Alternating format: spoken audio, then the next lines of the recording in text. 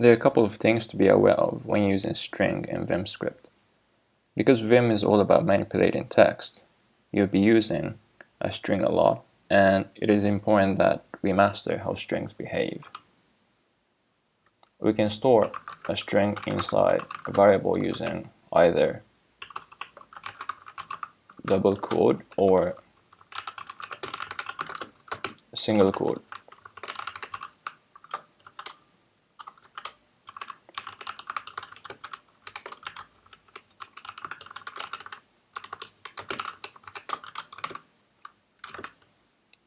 We can see that they are both printed to the console. Now, the simple difference is that double quote interprets the special characters. So if we want to include a new line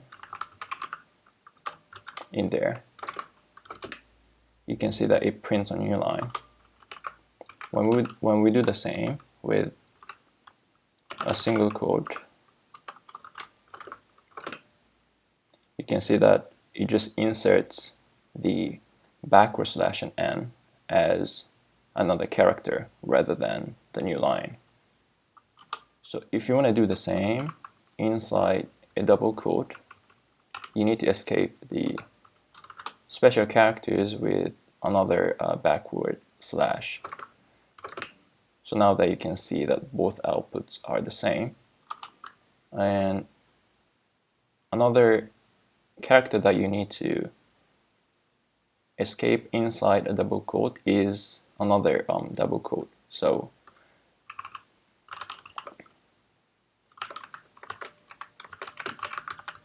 if you want to put some quotes inside a string, for example,